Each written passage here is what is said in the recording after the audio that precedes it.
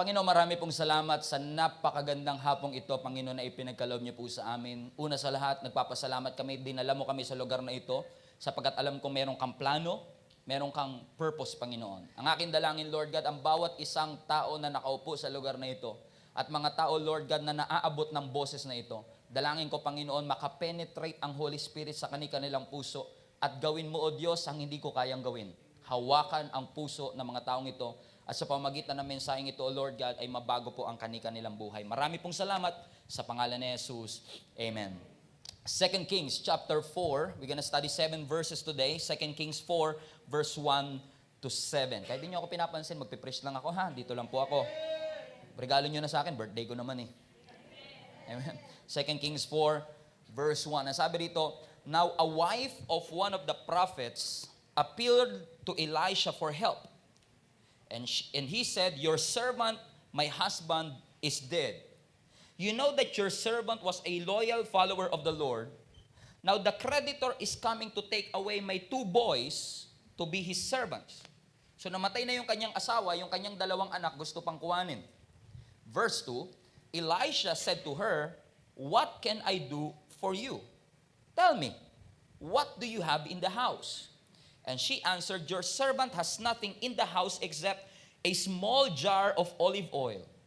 And he said, go, ask all your neighbors for empty containers, get as many as you can, go and close the door behind you and your sons, pour the olive oil into all the containers, set aside each one when you have filled it. So she left him, closed the door behind her and her sons.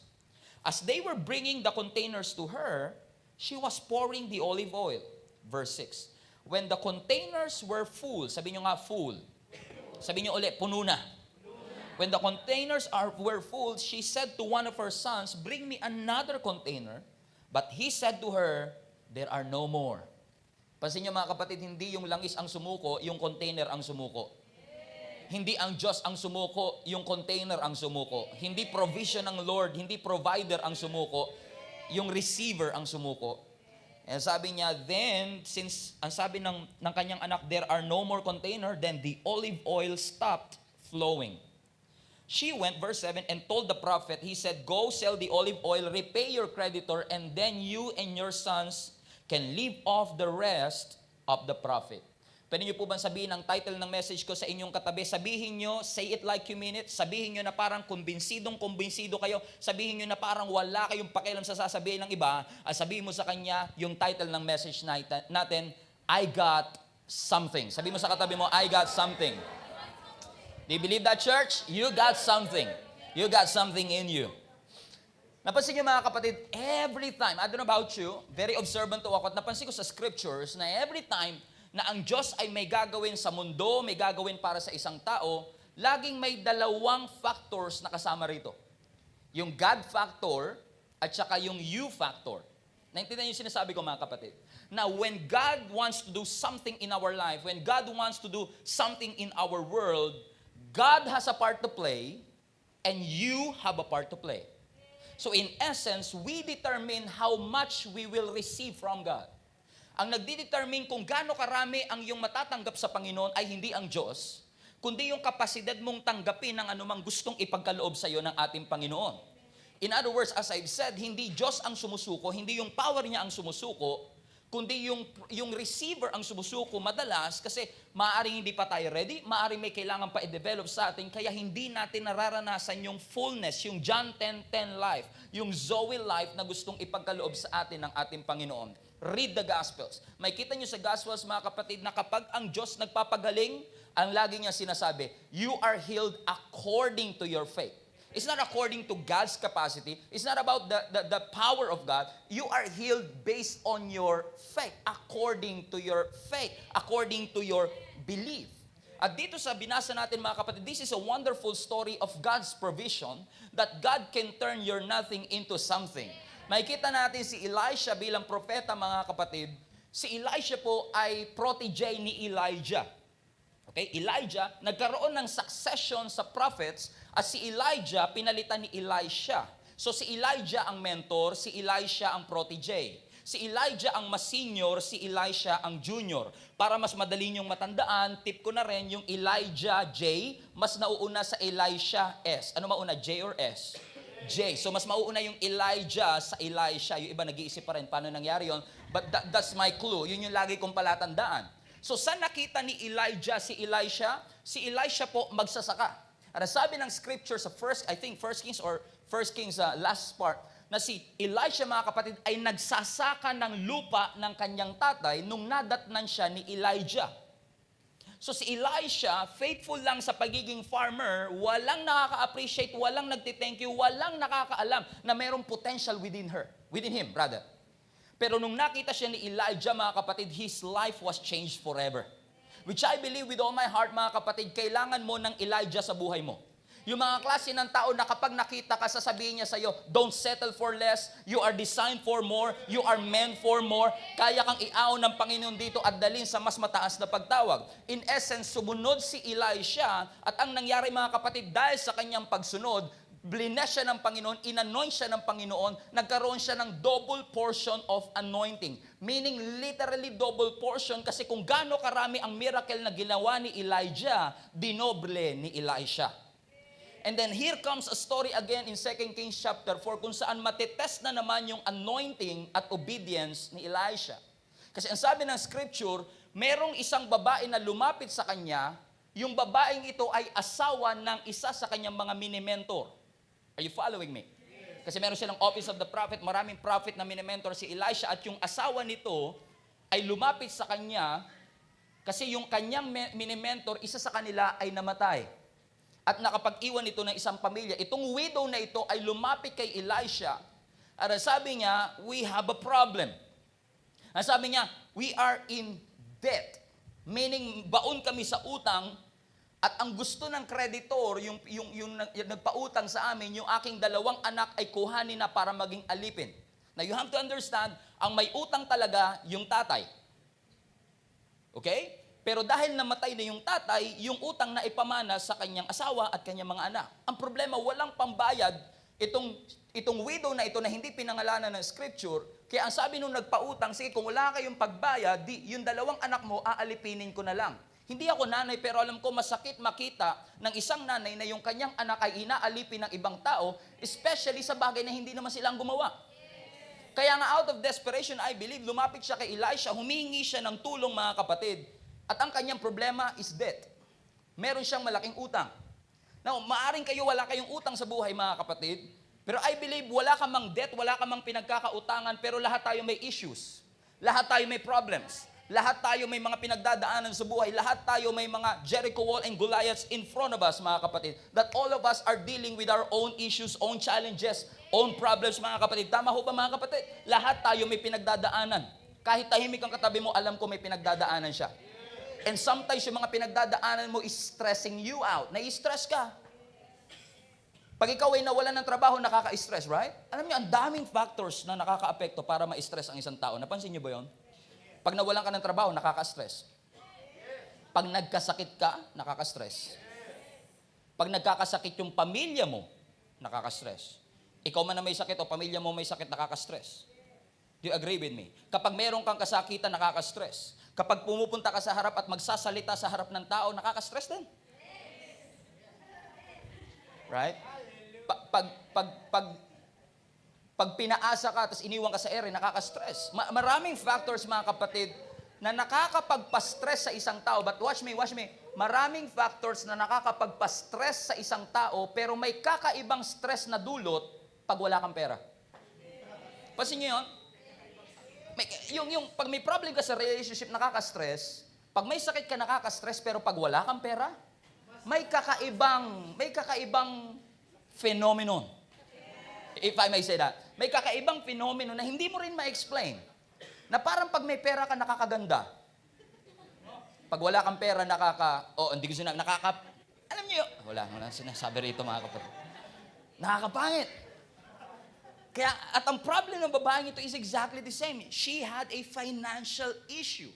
Kaya nga, wala na siyang malapitan. Lumapit siya kay Elisha, a man of God, na sinasabi niya, Elisha, your servant, my husband, is dead. In other words, what she was saying is that yung iyong protege, yung follower ni Jesus, yung follower ng Diyos na katulad mo, yung propeta din na katulad mo is dead.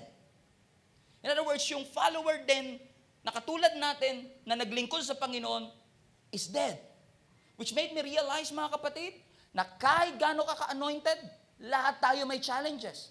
Kasi ang sabi ng scripture, mga kapatid, ang sabi ng mga commentaries that I've read, na mayroon daw strong possibility na ang asawa ng babaeng ito ay si Obadiah. I don't know kung familiar kayo kay Obadiah. Siya po isa ring propeta, mga kapatid. At ang remarkable na ginawa niya sa scripture is that meron siyang niligtas na 100 prophets that dahil sa kanyang pagsisikap ay naligtas niya at nasagip niya sa pagkamatay. So, si Obadiah is not just an ordinary prophet. He was a hero. Kung totoo nga na siya talaga ang asawa ng babaeng ito, talagang hindi natin pwedeng i-deny, mga kapatid, na kahit meron ka pang ginawang remarkable things sa kingdom of God, kahit ikaw pa ay pastor, kahit ikaw pa ay naglilingkod sa Panginoon, anumang bagay, anumang level ng anointing mo, walang exempted sa challenges. Ikaw kasama ang pamilya mo will go through different stuff, and I can sense sa sinasabi ng babaeng ito, although hindi pinakita ng scripture, pero in essence, ang sinasabi niya, Elisha, bakit naman nangyayari yung masasamang bagay sa mga mabubuting tao? Bakit naman parang kung sino pa yung wicked, sila pa yung pinagpapala? Have you asked that question as well? I don't know about you, ayaw nyo lang siguro mag-amen, pero lahat tayo, deep in our hearts, deep in our minds, natanong na natin ang sarili natin, why do bad things happen to good people? Bakit kung kailan naman naglingkod ako sa Panginoon, tsaka naman ako dumanas ng matitinding pagsubok? At ito ang sinasabi niya, at yung creditor namin, yung pinagkakautangan namin, hinahabol kami, at gusto niya yung dalawang anak ko ay gawin niyang alipin. I can sense stress again. I can sense desperation again. Kasi marami siyang pwedeng lapitan, pero ang nilapitan niya is a man of God. Ang nilapitan niya ay si Elisha. She was so desperate. And I don't know about you, mga kapatid. Di ko alam kung nakakita na kayo ng mga desperadong tao, pero alam ko, pag desperado ang isang tao, you don't care how you look like, you don't care what other people is saying. Kaya nga kapag may mga desperate kang kasama sa church, desperate kang kasama nag-worship sa Panginoon, pagbigyan mo na kung umiiyak siya, pagbigyan mo na kung sumisigaw siya, pagbigyan mo na kung he is making some noise, kasi kung wala kang balak at hindi ka desperate dahil hindi mo kailangan ng miracle. Well, ako kailangan ko ng miracle. I'm desperate. I will make some noise. I will praise the Lord. I will pray to the God of my salvation. That's interesting, mga kapatid. She was so desperate, pero hindi siya nagmukmok. She was desperate, pero hindi siya nanisi ng iba. She was so desperate, pero hindi niya kinaawaan ng kanyang sarili. She came to the man of God. It is important, listen to me, it is important what you do with what you are going through. Lahat may pinagdadaanan, but what you do with what you are going through is very, very important. She was desperate, yes. But she doesn't feel sorry for herself. She brought her desperation to God. And I believe, mga kapatid, pag dinala mo ang desperation mo sa Diyos, yung desperation mapapalitan ng deliverance. God can deliver you in any circumstance, any situation that you are in. At nung pumunta siya kay Elisha, ang sabi ni Elisha sa kanya, what can I do for you? Naku, ako yung widow, masabihan ako ni Elisha, verse 2 I think. Masabihan ako ni Elisha na, what can I do for you? Knowing who Elisha was, na si Elisha ay propeta, alam kong propeta siya, alam kong kinakasihan siya ng Diyos, alam kong marami siyang miracle na ginawa, desperate ako, kailangan ko ng pera, kailangan ko ng pambayad, lumapit ako sa iyo at sabi mo, paano kita matutulungan? What can I do for you? At talagang mabubukas mata mo talaga eh. Right? Siguro sinasabi mo, ito na siguro ang sagot sa panalangin ko. Lord, lahat ng mga appliances namin, binenta ko na. Nung lumapit ako kay Elisha, here you go. Lord, thank you. Pero hindi natapos doon ang statement kasi ang sabi ni Elisha, what can I do for you? What can I do for you? Tell me. Sabi niya, what do you have? And that's interesting. Kasi kaya nga ako nandito because I have no more options. And what I want to hear is what you can do for me. Pero hindi natapos si Elisha, sabi niya, tell me. What do you have? Ano meron ka ngayon? Alam mo yung may kailangan ka, tapos sabi pa, ano meron ka? Ano pa? May kailangan niya ako. Ako nga dapat tumatanggap. Ako pa magbibigay? Sabi ng Lord, gusto mong pagpalain ka financially? Yes, Lord. O magbigay ka. Huh? Doesn't make sense, isn't it? Which made me realize, habang binabasa ko to, this is kind of deep, pero na-realize ko lang na, huwag kayong magagalit ha, some of you are not yet ready for the overflow. We all want overflow, but some of us are not ready for the overflow. Some of us are not ready for miracles. Some of us are not ready for breakthrough. We are looking for breakthrough, miracle, and overflow, but what we want is really wisdom. God wants you to be stable first, because a blessing is not a blessing if you cannot handle it. And sometimes we are looking for the blessing, for the miracle, for the overflow, pero ang sinasabi ng Panginoon, what can I do for you? Lord, I want an overflow. What do you have? Oh, what do you have? It means you're not yet ready. What do you have? Because most of the time, yung mighty move of God, nagsisimula sa what do you have? Madalas, yung mga miracle nagsisimula, what do you have? Madalas, ang mga breakthrough nagsisimula, what do you have? Si Moses, nung sumunod sa Panginoon, ang unang tanong ng Lord, what do you have? Anong gagawin ko pag humarap ako sa Paraon? Lord, what do you have? I have a stick. Meron akong tungkod. Ano ba nang magagawa nito? Papalo ko sa puwet ng Paraon? What is this? This is just a stick. Pero wala siyang kamalay-malay na kayang gamitin ng Lord ang ordinaryong stick para hatiin ang Red Sea. Para magpalabas ng tubig sa bato. Wala siyang kamalay-malay kasi yes, gusto mo ng deliverance, yes, gusto mo ng breakthrough, but what do you have? Nung nag-provide ang Panginoon at pinakain niya yung 15,000 people. At ang sabi ng mga disciples, pauwiin na natin ang tao. Ang sabi ng Lord, no, wag niyo silang pauwiin. You feed them. Ano sabi ng Panginoon sa kanila? Okay, you want multiplication? What do you have? See that? It's a pattern. All they knew. What do you have? Meron lang silang 5 loaves and 2 fishes. That's all they have. At binigay nila sa Panginoon at minultiply ng ating Panginoon. Maraming mga big blessings, mighty move of God na nagsisimula with what you have. The problem is that you don't believe that you have something. That's the problem. Kasi sabi ng scripture, what do you have? Ang sagot ng babae? She answered and said, your servant has nothing in the house. Well, except a small jar of olive oil. That's funny. Ako lang natawa. Nakakatawa kaya yun? Nothing daw, pero meron pala. Nothing daw, pero meron palang small jar of olive oil. Nothing except this. Nakakatawa talaga, promise. Because sometimes, mga kapatid, wala siya, in essence, kung alam na natin yung story, binasa na natin kanina, wala siyang kamalay-malay that what she has, God will multiply. That what she has is the very thing that God will use. What you have is the very thing that God will use to multiply some stuff in your life. Wala kang kamalay-malay. Kasi ang thinking mo, nothing. Ano mga kapatid, konting feedback lang. History. Ano ang olive oil ay, ang Israel ay nagpo-produce ng tons and tons of olive oil every year. Bakit? Ang olive oil kasi ay basic commodity. Bago natin usgahan ang babaeng ito na nagsinungaling siya kasi sabi niya nothing, pero meron pala siyang small jar of olive oil. Ang olive oil ay ginagamit ng mga Israelites in almost everything. Pag nagluto sila, they use olive oil. Kapag sila ay, alam niyo bang ginagamit din nila ito to lubricate their body? To soothe their body? Ginagamit nilang olive oil. Kapag meron silang sugat, they use the olive oil, mga kapatid. Pero, siguro, sure ko lang, kung nangyari ito sa panahon natin, na itong babaeng ito ay desperate, maaring, nung unang buwan na namatay yung kanyang asawa, nung lumapit yung mga creditor at nagpautang sa kanya, wala silang ibabayad. Sabi niya, wala kang pambayad eh. Gusto mo, kunin mo na tong rep ko. Wala kang pambayad eh. Gusto mo, kunin mo na tong oven toaster ko. Gusto mo, kunin mo na tong washing machine. Hanggang naubos lahat ng kanyang appliances at walang-wala na sila. Are you following me? Kaya nung tinanong siya ni Elisha, anong meron ka sa bahay mo? Sabi niya, nothing. He may be talking about honesty. Kaya sinabi niya, I have nothing, but I have... Tulog na yung 5 p.m. I have nothing. If I have a jar of olive oil.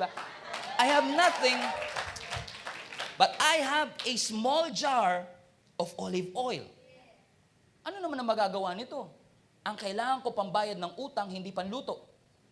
Ang kailangan ko pambayad ng utang, hindi panggamot ng sugat. Ang kailangan ko pambayad ng utang at hindi pang-soothe at lubricate ng body. What I need is money. Sabi niya, I have nothing. Alam niyo yung, naranasan niyo na ba ito? Hindi kasi kayo maka-amen eh. Explain ko mabuti. Nararanasan niyo ba mga kapatid na kapag humihingi kayo ng pera sa nanay ninyo, ang sasabihin ng nanay niyo, wala akong pera. Tapos maya-maya makikita mo, bumibili ng tasty, ng bigas, ng sardinas. Gusto mo siyang questionin, ayaw mo lang. Gusto mo siyang questionin, kala ko ba, nay, wala kang pera?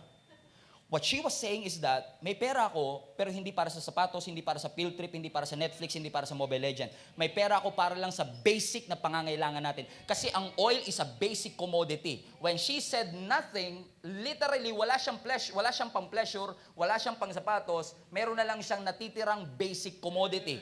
Yun na lang ang kaisa-isang meron siya. But still, he doesn't have everything, she doesn't have the appliances, but she has something. Ang problem, she has something, but she underestimated it. She has something, but he overlooked it. She has something, but she minimized it. She has something, but she reduced it. Meron siya, pero hindi niya nakita. Siguro nung nagbabayad siya ng utang, wala akong pambayad eh. Pwede ba rep na lang? Pwede ba ganito na lang? Hindi niya siguro naisip na yung oil ay pwedeng gamitin ng ating Panginoon para maghatid ng breakthrough sa Kanya. Madalas kasi mga kapatid, ang isip natin masyadong consumed ng kakulangan na nakalimutan nating tignan ang supply ng ating Panginoon. Na lagi nating iniisip, kung meron lang akong experience ng katulad ng Kanya, kung meron lang akong education katulad ng Kanya, kung meron lang akong connection ng katulad ng Kanya, kung kasing tangkad ko lang sana siya. But the reality is this, listen to me, what you have is all you need. In reality, kung anong meron ka kapatid, you don't believe me, I know, I understand. But what you have is all you need. Tignan mo ang kamay mo, the solution is in your hands. Matagal nang nasa bahay mo pero hindi mo pinapansin. What you need is already in you. Yung idea na gusto mong isipin, nasa iyo na yan matagal na. Yung business idea, matagal nang nasa iyo yan. Yung librong dapat isusulat mo, matagal nang nasa iyo yan. Yung blessings na nasa iyo is already in you. Greater is He that is in you, is already in you. Is in you. Na-overlook mo lang. Hindi mo lang pinansin. Hindi mo lang naisip na kaya mo. Naniwala ka lang sa iba na hindi mo kaya. Naniwala ka lang sa iba na hindi sapat yan. But the thing is, what you have is all you need. Hindi ako nagpaparinig, pero birthday ko ngayon. Pero alam nyo, akala ko talaga, makaka-receive ako ng isa sa magagandang regalo sa nitong birthday ko. Kasi kahapon ng umaga, nawala yung cellphone ko. Nawala yung cellphone ko. Saya. Sabi ng iba, ano yung cellphone? Ano tawag doon? Di yata alam nila yung cellphone eh. Kasi I have 4 or 5 meetings yesterday and kailangan ko umalis ng bahay by 8 o'clock para makarating ako sa first meeting ko ng on time. So maaga naman kami ni Jenny kasi kailangan namin maaga kasi kapag na-late kami sa isa, domino effect lahat. So we need to be early. So maaga kami nagising, maaga kami nag-BS and we are so ready. Pero pag sakay ko sa sasakyan, na-realize ko, wala pala yung cellphone ko. So alam niyo yung pagka nawawalan ka ng cellphone, binabalikan mo. Kasi pag may nawawala, minsan binabalikan mo yung nakaraan, ganyan, yung mga nangyayari. Saan ako nagkamali, saan ko siya iniwan, saan ko siya pinaasa, yung mga ganun. Nanghihinayang ka, diba? Parang, cellphone pinag-uusapan natin So iniisip ko, saan ko siya naiwan? So, ginawa namin ni Jenny, umakyat kami sa bahay. Ako muna umakyat, hinanap ko, pagbalik ko, sabi ko, wala doon. Sabi ko, hindi kaya nung pumunta ako sa laundry, baka naiwan ko. Sabi ko, puntahan ko na lang doon. Ginawa ni Jenny, hindi siya nakontento. Umakyat na rin siya. Tinignan niya, wala rin doon. Then umakyat uli kami for the second time. At alam niyo yung mga nananahimik na damit, nananahimik na mga cabinet, pinagbubuksan mo lahat yun kasi hinahanap mo yung cellphone. And finally, sabi ko, sige, tignan natin sa laundry. Baka kasi nandun pa, after 45 minutes ang paghahanap, kailangan namin sumuko kasi kailangan namin makarating sa meeting namin. Pagdating ko sa laundry, sinabi ko sa kanya, may nakita po ba kayong cellphone, sir? Wala po ako nakita. From there, sabi ko, give up na. Siguro, sabi ko, Lord, alam ko, siguro destiny na rin to na nawala yung cellphone ko kasi papalitan mo ng bago. Hallelujah. Ganun lang yung iniisip ko kasi sakto birthday ko. Alam ko, may purpose ang Panginoon sa lahat ng bagay. So, siguro prophecy sa iyo yun. Na kaya may nawala, may papalit na bago. Baka lang. Kaya may sinara, may bubuksang bago. Sabi mo sa katabi mo, move on. Biro lang. Cellphone pinag-uusapan natin dito. So, what happened was, sumuko na ako, pumunta na sa first meeting, talagang inassume ko na nawala na. Nagpaplano na ako sa isip ko kung ano yung cellphone ko yung bibilin ko next time. Alam niyo yun? Sabi ko sabi pa nga ni Jenny, asama naman ng birthday mo bukas, tapos wala kang cellphone, yung mga ganon. So, parang, Para ako naman, parang okay lang yun. Sabi ko, okay nga, nawala na yun para mapalitan na ng bago ni Lord. Mga ganun, di ba? Mga thinking mo na hindi justifiable. Pagdating sa first meeting, after ng first meeting, parang doon na siya nagsisimula mag-sink in. Nawala yung cellphone mo. Alam ko, this is not a big deal for some, but for me, very important. Necessity kasi sa akin yun. Then, pagdating namin sa kotse, sabi ni Jenny, try kaya natin hanapin uli. Alam niyo yung you told all night but you caught nothing? Tapos sasabihin sa'yo ni Jenny, sabihin sa'yo, try again. Eh, parang, at tagal ko nang hinanap, but because you said so, I will follow. Para ako si Peter dito eh. I toy all night but caught nothing. Sabi niya, hanapin natin. Sabi niya, hindi kayo naiwan mo lang dito sa kotse. Sabi ko, hinanap ko na ilang beses. Tinignan ko na lahat ng beses. Sabi niya, let's search again. Alam mo, hinanap namin, wala pang 10 minutes. Nakita ko yung cellphone. Nasa gilid ng upuan ko lang. Dahil itim yung case ng cellphone at itim yung cover ng upuan, nag-camouflage, as in camouflage. Nag-camouflage siya, hindi ko napansin, nandun lang pala siya. That's weird, isn't it? Amen?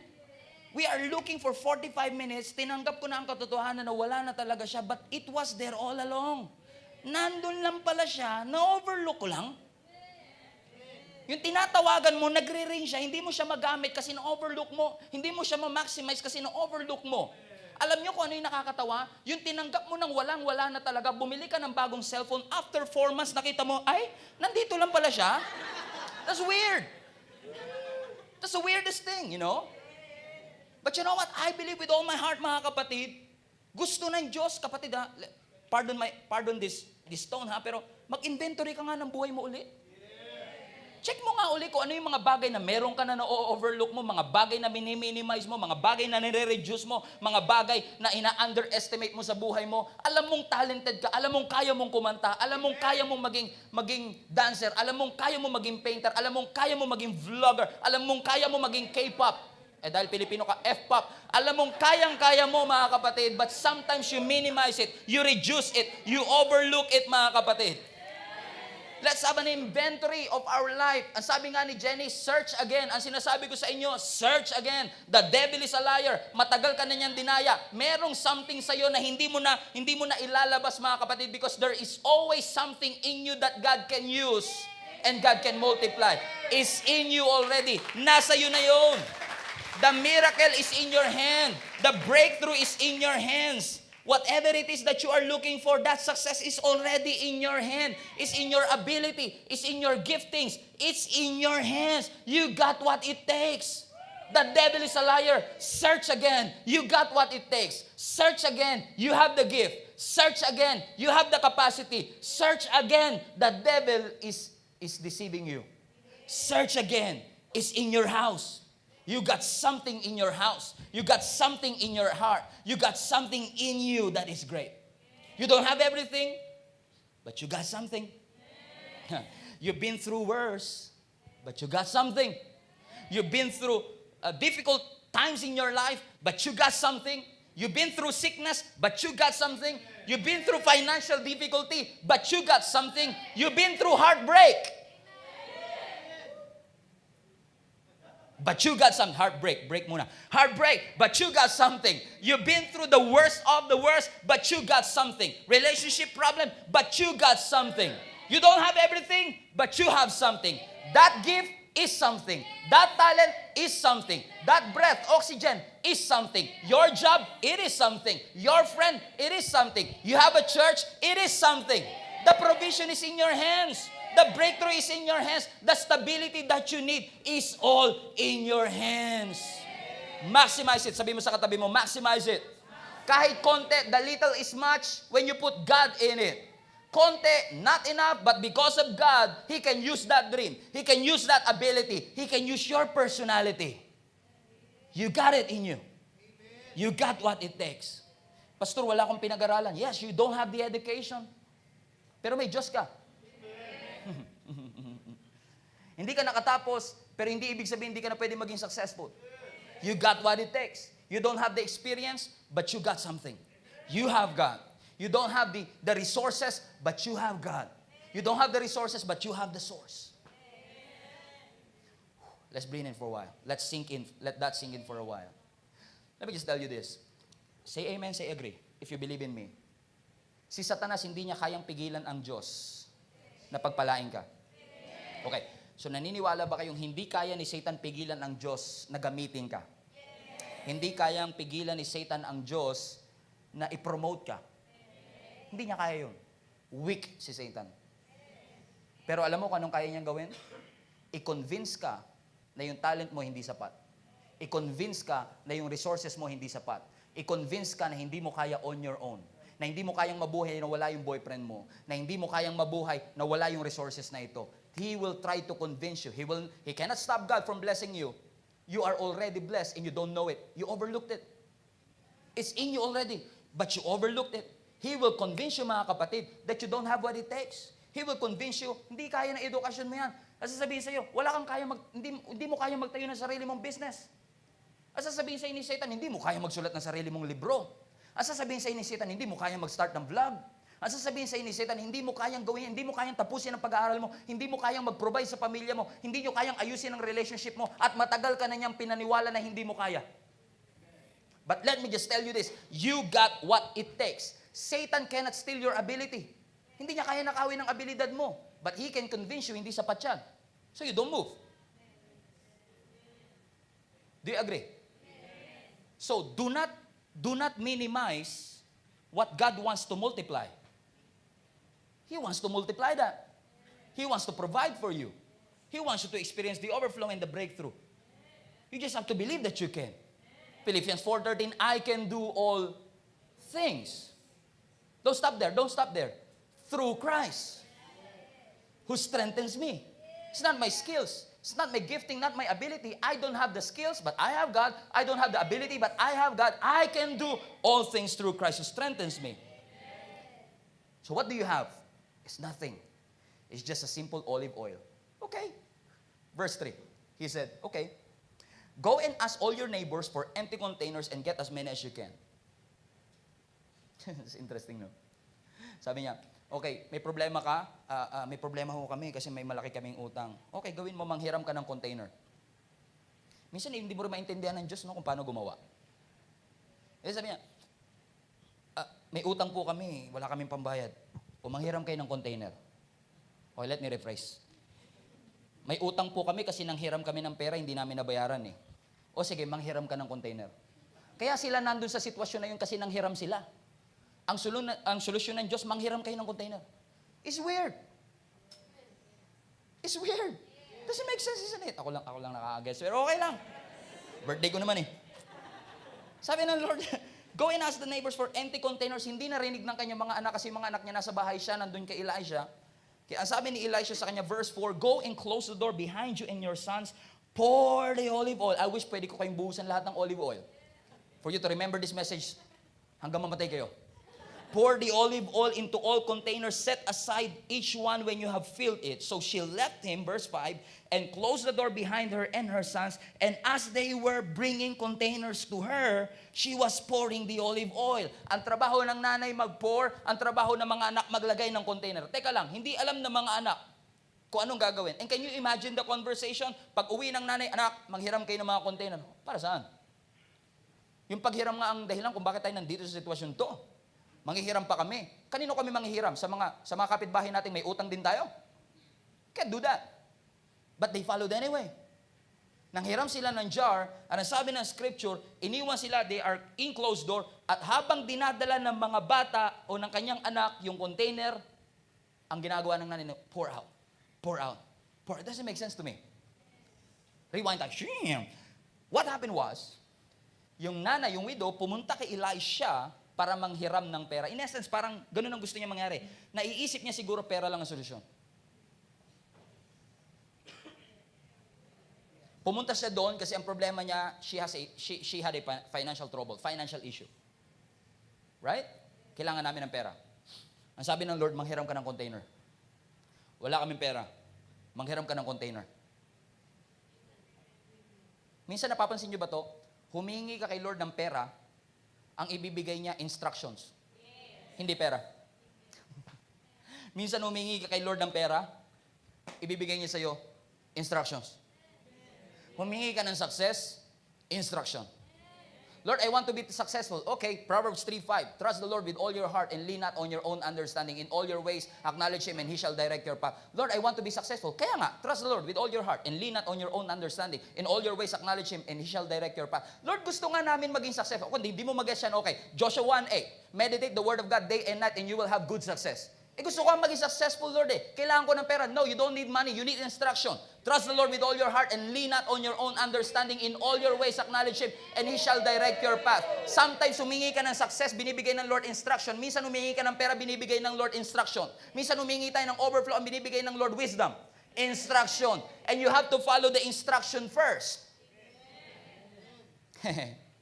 Borrow jars. Close the window. And pour out the olive oil. And can you imagine kung ikaw yung widow na you are taking that last risk because that is all you have. Is one thing na meron ka pang reserve. Pero kapag binuhos ko to, pag nasayang to, wala na kaming kakainin mamaya. Yung pinapatak niya yung last drop of oil symbolizes her last drop of hope. Yung last drop of oil symbolizes her last drop of opportunity. If I lost it, I don't have any chance. Pero tag team yung pamilya They are committed to obey God. Minsan mahirap manghingi ng miracle pag hindi ka committed na sumunod sa Panginoon. Mahirap. Kasi minsan may mga ipapagawa sa iyo and just that doesn't make sense. But when you follow, I will assure you, you can never go wrong when you follow God. Never. Never. Kasi hindi lang sila excited sumunod. Committed silang sumunod. Kasi ang pagsunod may honeymoon stage. Sa una, exciting. Pero pag may critics na, mahirap na. Pag hindi na napagbibigyan yung gusto mo, mahirap na. Pagka sinasabi na ng Lord sa'yo, love your enemy, mahirap na. Pag sinasabi na sa'yo ng Lord, give your tithes, mahirap na. Because may honeymoon stage ang pagsunod, but I am not just excited to follow God, I am committed to follow God. So regardless of whatever it is that I am going through, mahirap mag-serve, sa una masaya, pero pag dumating ang panahon, parang humihirap siya. But I am not just excited, I am committed. Pag kinakasal, lahat ng kinakasal, excited. Pero hindi nagtatagal ang mag-asawa dahil lang sa excitement. Nagtatagal sila because of commitment. Kasi walang nag-amen, pero lahat na may partner dito would agree with me. Hindi lahat ng panahon ang tingin mo sa kanya, Bea Alonzo. At hindi sa lahat ng panahon ang tingin mo sa kanya, hindi pala pwede si Gerard, si John Lloyd Cruz. Hindi naman siguro napapanood ni Gerald to, no? Love you, bro. In case you're watching it from 2029, whatever it is. Amen? Why? Because it's not happy all the time. It's not exciting all the time. But I am committed to follow you. Sa lahat ng kinakasal ko, kasama sa script namin, yung sinasabi namin, I will accept you. Do you accept him as your lawful husband to have and to hold in sickness and in health until death? Until death. Ibig sabihin, I'm sure, bago ka man lang mamatay, meron kayong hindi pagkakaintindihan. Bago kayo man lang mamatay, meron kayong mga struggle. Pero committed ako, hindi lang ako excited. Na kahit hindi ko gusto na pinipisil mo yung toothpaste sa gitna, I'm committed.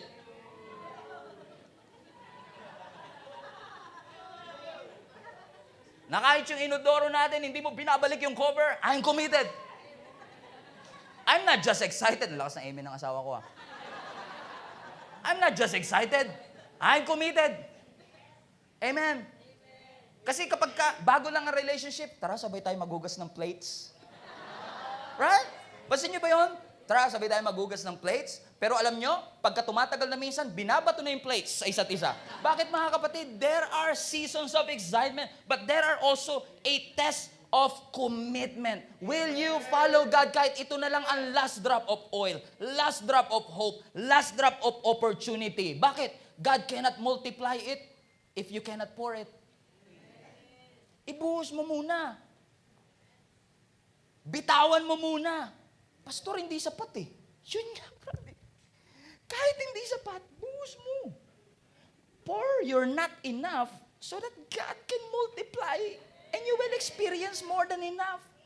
Pour your not enough oil so you will experience a more than enough oil. Give your not enough 5 loaves and 2 fishes so you will experience a more than enough supply. Give your not enough faith, mustard seed kind of faith so that you can move mountains. Trust in the Lord in the not enough armies. Gideon, not enough armies, 300 soldiers against thousands? Not enough. But I will trust God in my not enough so that I will experience the more than enough. This is not, it's not about what my husband is saying, what my wife is saying, what my sons or daughters are saying. It's not about what my employer is saying. Hindi ito patungkol sa statistics. Hindi ito patungkol sa sinasabi ng iba o ng doktor, whatever it is. What matters is what God is saying. God has a part. I have a part. I will obey God. And I am committed to obey God no matter what. Kasi ang sabi ng scripture, mga kapatid, when you follow God, and when God says something, kapag may binitawang salita ang Panginoon, it will never return to Him unfruitful. TLB version. But it will fulfill its purpose. So hanggat hindi natatapos yung purpose, it will never return to Him. It will never return to Him void. Keep on following. Be committed to follow God. Pour it out. Pour it out. Pour it out. Ang sabi ng scripture, verse 6, I will end with this. When the containers were full, excited, full. They look like a full, F-O-O-L, but the containers will be F-U-L-L, full. She said to one of her sons, bring me another container. But he said to her, there are no more. Imagine the scenario. Yung last drop, Mom, are you sure that you're gonna pour it? Sabi ni Elisha, I'm not sure, but I will follow it. Mom, you take care, Mom. Be careful, Mom. This is our last oil. This is our last hope. This is our last opportunity, Mom. Mom, no, Mom. But she poured it anyway. And I can imagine nung pagbuhos niya, the oil flows. And supernaturally, it kept flowing. Sabi na nanay, oh, mapupuno na. Another container. Pour. Another one. Pour. Yung mga anak niya nagkakandraban. Nay, ito pa, mom, ito pa, mom. Pour. Container. Pour. And the last one. Oh, mapupuno na. Other containers. Oh, Mom, there's no more. And sabi na scripture, and the oil stopped from flowing.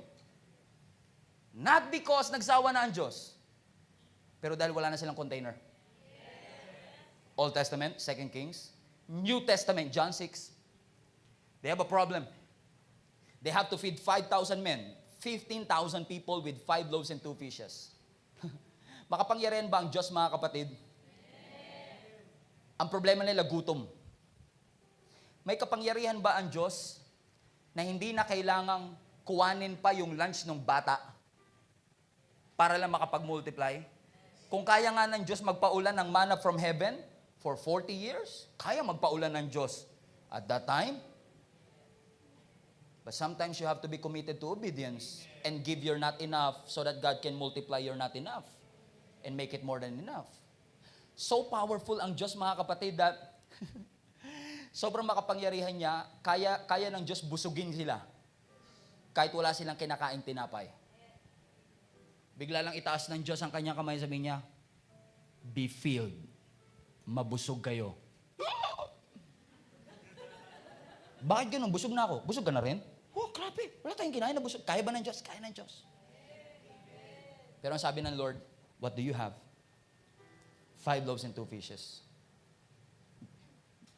That boy gave his not enough. And God multiplied it and became more than enough. Sabi na scripture, they keep on eating until they were all filled. At nung nabusog sila, the supply stopped. Old Testament, New Testament, same principle. Ang Diyos hindi sumusuko. Container natin ang sumusuko. Hindi ang Diyos, hindi kapangyarihan ng Diyos ang nagkukulang. Yung ability container, lambat natin ang madalas nagkukulang. Yung bangka natin madalas ang nagkukulang. That's why I want to challenge you, mga kapatid, in this 2020. Don't be limited. Don't limit your God. Do not be bound. Do not be stopped. Do not be restricted. Do not be hindered. Your God is so big, so mighty, so powerful. He can provide. He can heal. He can sustain. He can empower. He can encourage. Huwag mong ilagay sa box ang Diyos na mga bagay na kaya niyang gawin. Because if you are crazy enough to ask for it, God is powerful enough to perform it for you. He can make that sun stood still, that earth stood still. Just believe and you will receive. I wish I could explain to you, Pastor, what's the principle of that oil? Kasi pwede kong i-apply sa finances ko. Na magbuhos lang na ako na magbuhos sa wallet ko, bigla na lang magkakapera. But man, this is supernatural. And supernaturals cannot be explained. That's why it's called supernatural. We are operating in the natural, but God is operating in the supernatural. And I don't know about you, but I want to live in the miraculous rather than live in the explainable. I don't want to live in the natural. I want to live in the supernatural. Because when I entrust my natural, God can put super in your natural to make it supernatural. That when you put your little, little will become much. Your not enough will become more than enough because God is so powerful, God is so big, He can do that for you. But God is asking you right now, what do you have? Well, let me encourage you one thing. You want to be successful? You got that in you. Gusto mo maging businessman? Kung talagang dinesign ka lang, Lord, to be a businessman, nasa iyo na yun. I'm not saying huwag ka na mag-aral, but it's in you. You just have to develop it, grow it, but it's in you. It's in you. Hindi ko matakasan ng pagpapastor because it's in me. Hindi mo matatakasan ng pagtawag ng Lord because it's in you. Ang goldfish hindi pwedeng magrebelde at lumipad. I want to fly. No, you can't. No, you can't. It's impossible because God designed you to swim. And if God designed you to swim, bibigyan ka niya ng hasang. If God designed you to fly, bibigyan ka niya ng pakpak.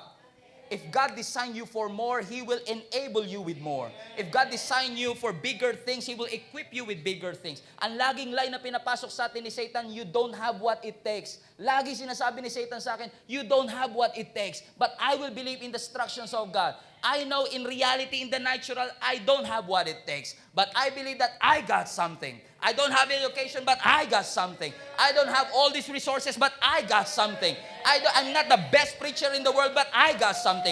I'm not the best there is, but I got something. You got something in you. Believe it. You got something. Can we stand up? High five 10 people. Sabihin mo, you got something. You got something. You don't have the money right now, but you got something. You don't have the 100% wellness, but you got something. You don't have all the makeups of the world, but you got something. You have a beautiful face. Hallelujah.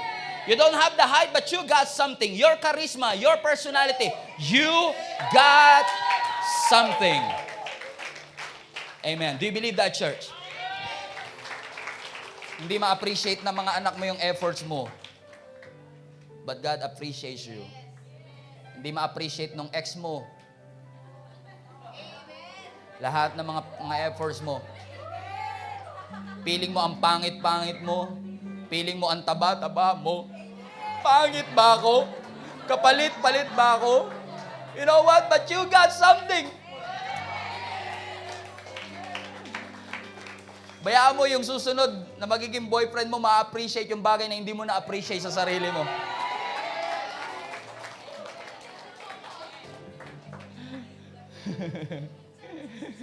Hallelujah. Hallelujah. Sabi mo sa katabi mo, huwag ka lang magmadali, darating yung tamang para sa'yo. Sabihin nyo nga sa katabi mo, hindi ka pangit. Hindi ka kapalit-palit. You got something.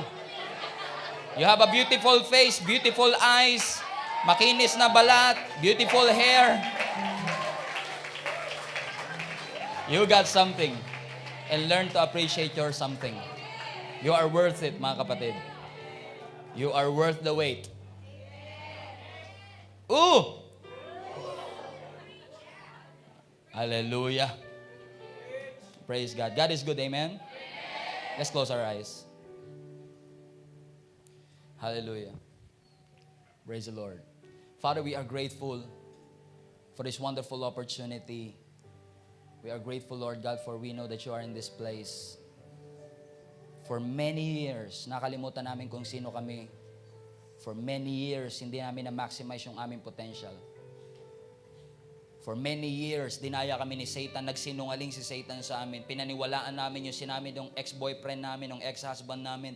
Pinaniwalaan namin yung sinabi ng ibang tao sa amin, ng teacher namin, ng elementary, yung boss namin, Lord God. But thank you, Jesus, for reminding us who we are today. That you have chosen us, loved us, redeemed us.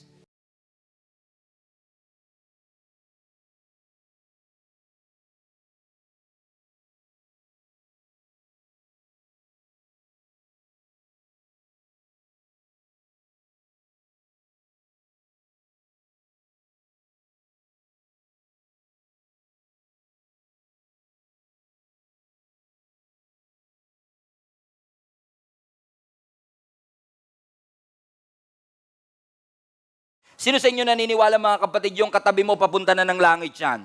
Hindi southbound, hindi northbound, hindi hellbound. Lahat tayo ngayon, because of God's grace, ay heavenbound. Nagpapasalamat tayo sa ating Panginoong Yesus na nung hindi pa natin siya kilala, we are on our way to hell. Nobody could save us. Nobody could help us. We have a debt that we cannot pay. We cannot save ourselves. We are going nowhere, and we are nothing, but a miracle happened 2,000 years ago when Jesus came, pumunta siya rito, siya ay namatay, nilibing, at muling nabuhay para sa bawat isa sa atin. Binago ng Diyos ang takbo ng ating buhay. Yung dating papuntang impyerno sa tulong ng ating Panginoong Yesus ay papunta na ngayon sa langit.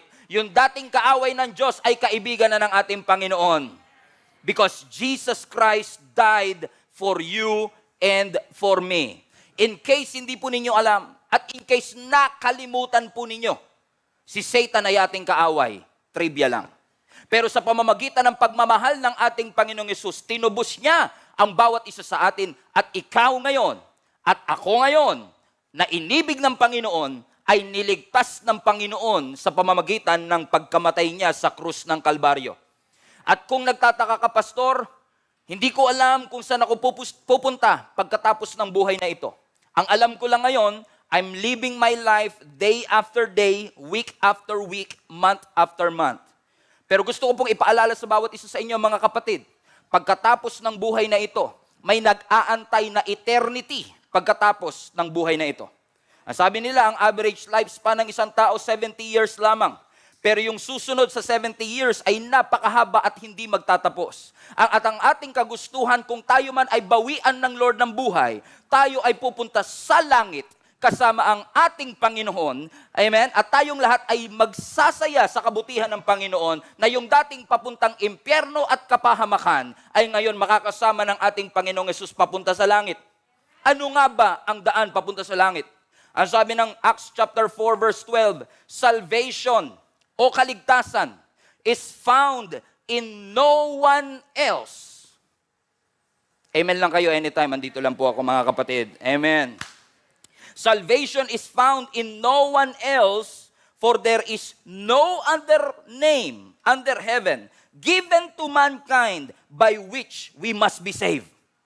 Ang salvation matatagpuan lamang sa ating Panginoong Yesus. Hindi sa efforts mo, hindi sa pagluhod mo, hindi sa pagsisimba mo, hindi sa pagbabasa mo ng Biblia, hindi sa mga bagay na ginawa mo para sa Diyos. Naligtas tayo dahil sa bagay na ginawa ng Panginoon para sa bawat isa sa atin nung siya ay namatay, nilibing at muling nabuhay para sa atin. Gusto ko lang basahin dito sa Tagalog para mas maganda. Ang sabi ng Gawa 4:12, sa Kanya lamang, kay Jesus lamang, matatagpuan ang kaligtasan. Maraming mga Bible teachers ang magtuturo, bukod kay Jesus, may ibang daan. Mali po iyon. Ang sabi ng Biblia sa Acts 4:12, walang ibang kaligtasan maliban sa ating Panginoong Yesus. Ang sabi ng John 14:6, Jesus said, I am the way. Hindi niya sinabing, ako ay isa lang sa mga daan. Ang sabi ng Jesus, ako ang daan. Walang ibang daan. Walang ibang katotohanan at walang ibang buhay bukod sa ating Panginoong Hesus. Kay Hesus lamang matatagpuan ang kaligtasan sapagkat walang ibang pangalan sa buong daigdig na ibinigay ng Diyos sa mga tao upang tayo ay maligtas. You are saved because of God's grace. Ikaw ay niligtas at diniliver ng Panginoon dahil sa grasya at awa ng Diyos sa bawat isa sa atin. Minsan hindi lang natin ma-appreciate kasi nagtatanong ang iba, kaligtasan saan? Diba? Kasi kapag ikaw ay niligtas at alam mong yung kaligtasan ng Diyos sa'yo, ay niligtas ka niya sa habang buhay na paghihirap at kamatayan, you will be forever indebted and grateful na si Lord niligtas ka. Ang sabi ng Scripture, He is our deliverer. He delivered us. Niligtas ka niya. Saan? Sa kamatayan. Saan? Sa kapahamakan. Saan? Sa impyerno. Ay ba, grabe. Kung ako niligtas ng Lord sa impyerno, magpapasalamat ako sa Kanya. Hallelujah. Eh yun nga lang niligtas ka ng ka-office mate mo. Doon sa trabaho. Pwede bang ikaw na muna magpa-Xerox nito? Kasi nagmamadali ako. Eh, nagpapasalamat ka, nililibre mo pa ng Starbucks at milk tea. What about this? Ang ibinigay ng Lord at iniligtas ka ng Panginoon ay sa habang buhay na kapahamakan. Ang tatay mo, binilhan ka ng damit. Ang nanay mo, binilhan ka ng bike. Pero ang Diyos, buhay ang binigay sa iyo. Kaya dapat tayo magpasalamat sa Panginoon dahil mahal na mahal ka ng ating Panginoon na niligtas ka niya sa pamamagitan mismo ng kanyang buhay. At dahil po sa pagmamahal ng Panginoon, makakaasa tayo. Kung tayo man ay bawian ng buhay, kung tatanggapin mo si Jesus bilang iyong Panginoon at tagapagligtas, hindi ka hellbound. Ikaw ay heavenbound. Sino sa inyo excited nang pumunta ng langit? Taas ang kamay. Amen. Kalahati lang Sino sa inyo gusto pumunta ng langit? Taas kamay. Sino sa inyo willing mamatay na? Wala namang ibang daan sa langit ngayon kundi mamatay. Sabi mo sa katabi mo, hindi pa naman ngayon, huwag ka mag-alala, huwag ka masyadong worried. Amen? Grabe yun. Amen. Na tayo ay niligtas ng Panginoon and there is an assurance for those who accept Jesus Christ as their Lord and Savior. Na tayo po, pagdating ng araw na bawian ng Lord ng buhay, tayo ay makakasama ng Lord. Hindi sa habang buhay na kapamakan, kundi sa habang buhay na kaligayahang kasama ang ating Panginoong Hesus. Heaven-bound tayo. Bakit? Tinanggap natin si Jesus bilang ating tagapagligtas. Nananiwala tayo sa ginawa ng ating Panginoong Hesus. Hindi ho ba milagro yon? Hindi ho ba milagro na one day, yung katabi mo, makikita mo sa langit? Knowing all the sins that the person next to you have committed. Kilalang kilala mo yung katabi mo sa kanan. Alam na alam mo ang kanyang ginagawa. Alam na alam mo ang kanyang buhay. And yet, pagdating ng araw na siya'y tumanggap sa Panginoon, baguhin ng Lord ang kanyang buhay. Sa pamagitan ng kanyang pananampalataya sa ating Panginoong Hesus, biglang magugulat ka. Kasama mo siya sa langit. Hindi ba milagro yun, mga kapatid? Kaya naniniwala ako, pagdating natin lahat sa langit, hindi lang iyakan ang mangyayari. May gulatan ding mangyayari. Oo, magugulat ka. Na yung inaakala mong wala doon, nandun. Because God is so gracious, mga kapatid. In fact, kung kalooban lang ng Lord ang masusunod, gusto ng Lord lahat tayo maligtas. Kalooban ng Lord na lahat tayo maligtas. Kaya nga po, ibinigay ng Lord sa atin ang pagkakataon, tanggapin mo siya. Huwag mong tanggapin ang relihiyon. Huwag mong tanggapin na ito ang gawin mo. No. Tanggapin mo si Jesus. Paniwalaan mong namatay siya para sa'yo. Paniwalaan mong nilibing siya at muling nabuhay siya para sa bawat isa sa atin. And I understand, I acknowledge, marami po sa atin, confused pa rin tayo, no? Marami sa atin ang nalilito ngayon. Pastor, ano nga po ba ang mangyayari sa akin pagkatapos ng buhay na ito? Ang sinasabi ng Scripture sa atin, walang ibang kaligtasan, kundi ang ating Panginoong Hesus lamang. Kaya napakahalaga po ngayon pa lang, by faith, sabihin mo sa sarili mo, Panginoon, maraming salamat sa kaligtasan na namatay ka, nilibing ka at muling nabuhay para sa akin. Because napakahalaga po ng ating paniniwala. Yung action sumusunod pagkatapos ng paniniwala. Yung maniwala ka, unang-una, syempre, maniwala ka may Diyos. Hallelujah. Kasi minsan doon pa lang sa paniniwalang may Diyos, may problema na kagad, ano? Hindi kasi lahat ng tao ngayon naniniwalang may Diyos. Which is hindi ko maintindihan. Alam niyo kung bakit? Yung mga taong hindi naniniwala sa Diyos, napakalaki ng risk na inyong tinitake by not believing that there is a God. Think about it. Kami, o ako, na naniniwalang may Diyos, at pagdating ko sa eternity, ay wala palang Diyos, at least, dito sa mundo, I've tried and believed na merong Diyos. Pero kung hindi ka naniniwalang may Diyos, tas pagdating mo ng eternity biglang may Diyos, nagulat ka pa, ay, may Diyos pala. Sorry. Di ba mas malaking risk yung hindi ka maniwalang may Diyos kaysa maniwala kang may Diyos? In fact, the evidence of God Himself is evident in our world. Look around you. How could you not believe that there is a God, mga kapatid? Amen? Especially for those who are well-traveled, pumunta ka sa iba't ibang lugar and you will see yung evidence, yung nature, yung bagay na hindi kayang i-replicate ng mundo, ginawa ng ating Panginoon. And kung may creation, ebidensya ng Creator. Do you understand? Only God can do something out of nothing. We can do something out of something. But only God can do something out of nothing. In fact, ang sabi ng scripture, in the beginning, God created. All of us are created. All of these things that you see are created by God. Do you understand, mga kapatid?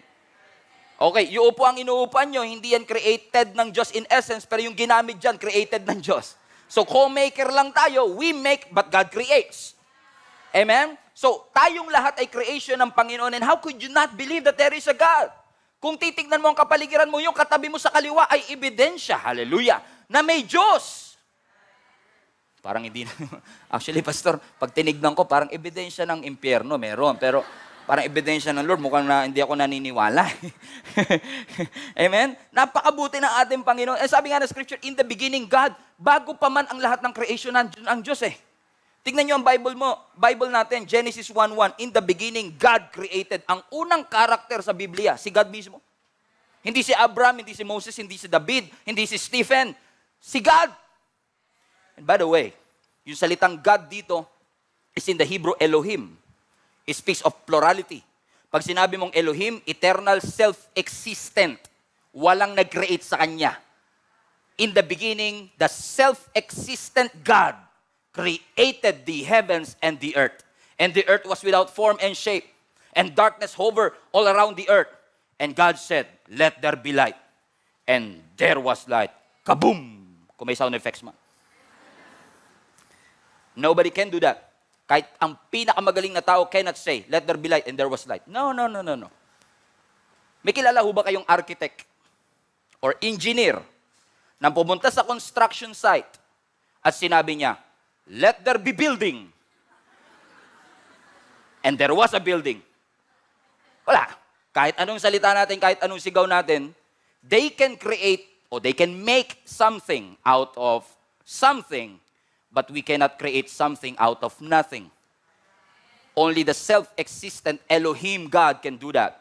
Elohim, plurality, God the Father, God the Son, God the Holy Spirit. He created the heavens and the earth. We are all His creation. Napakagandang creation. Hallelujah. Ang sabi ng Isaiah, fearfully and wonderfully made. Kahanga-hanga at katakot-takot. Fearfully. De, katakot-takot na effort. Hallelujah. Amen. Pinag-effortan ka ng Lord eh. Hallelujah. Amen. You are fearfully and wonderfully made. Lahat tayo ay creation ng Panginoon. Wonderful, perfect, immortal. But we failed. We sinned. Nagkamalit, nagkasala ang ating mga unang magulang na minamana natin at nire-reap natin ang consequences of all of it. And because of sin, pumasok ang kamatayan. Because of sin, pumasok ang hard work, ang sweat. But we thank the Lord 2,000 years ago. Yung bagay at epekto ng ating pagkakamali at kasalanan, ni-reverse ng Panginoon sa pamamagitan ng kanyang pagkamatay, pagkalibing, at muling pagkabuhay sa krus ng Kalbaryo. Dapat hellbound ka. Dapat papunta tayong impyerno. Pero dahil sa pagmamahal ng ating Panginoong Yesus, hallelujah. Siguro banal na banal yung katabi mo, hindi siya makapag-amen. Pastor, kasi ako 50% lang naman na salvation kailangan ko kasi 50% ko mabuti naman. Basahin natin ang Romans 3:23. For all have sinned. Everyone. Hindi ko po alam kung saan kayo nag-college, saan kayo nag-high school, pero sa amin, ang tinuro, pag all, lahat. Meron po ba diyang school na nagsasabing 50% lang yun? Ang sabi ng scripture, all. wala po ni isa sa atin ang pwedeng makapag-claim. 50% na kaligtasan lang ang kailangan ko, Pastor, kasi semi-messed up lang naman ang buhay ko. Hindi naman completely. Semi lang. No. All of us sinned. All of us without Jesus, papunta ng impyerno. All of us without Jesus, kaaway ng Panginoon. All of us, kung wala si Jesus, ay walang-wala. There is nothing in us that will get to the Lord unless mahalin tayo at iligtas tayo ng ating Panginoong Jesus. But we thank the Lord, 2,000 years ago, because of Jesus Christ, He reconciled us back to God. Yung dating kaaway, yung dating malayo, yung dating walang access sa pamamagitan ni Kristo ay nagkaroon ng access. Hallelujah! Makasalanan tayo, nagkamali tayo, pero maraming salamat, mahal tayo ng ating Panginoong Jesus. Sabi ng Scripture again, all have sinned and we fell short. Lahat tayo bumagsak, hindi nakaabot sa standard ng ating Panginoong Jesus. Kaya nga kahit yung nanliligaw sa iyo, matagal na, hindi mo sinasagot kasi hindi siya abot sa standard mo eh. Kasi ang standard mo, tall, dark, and handsome. Handsome siya. Bumagsak. Ang requirement sa trabaho, dapat ang height mo 5'7", 5'6 and a half ka. Fall short. Literally. Amen. How many among you believe, mga kapatid, kung effort lang, kung hard work lang, kahit gaano tayo kasipag, lahat ng ating effort, even yung ating pagsisimba weekly, kapos sa requirement at standard ng Diyos. Ha, Pastor? 3 years na ako dito sa Gia Kamanaba, kapos pa rin? Opo. Pastor, lagi ako nagsisimba, kapos pa rin? Opo. Pastor, hindi mo alam, every day pag nasa bahay po ako, ang binabasa ko po, quiet time ko, 10 chapters a day. Kapos pa rin po. Pastor, kahit nga wala tayong fasting ko 41 days. Dahil ko pa si Jesus po. Ay kapos pa rin po. Bakit? Good enough is not good enough. Pagdating sa Panginoon. You know, alam mo ang standard ng langit? Ito, magagulat kayo. Ang standard ng langit, perfection. And no one is perfect. Can somebody attest to me na yung katabi nyo po ay perfecto? Wala. So alam ng Diyos na hindi ka perfecto. Alam ng Diyos na kahit gaano ka kasipag pumunta sa church, hindi mo kayang abutin yung standard.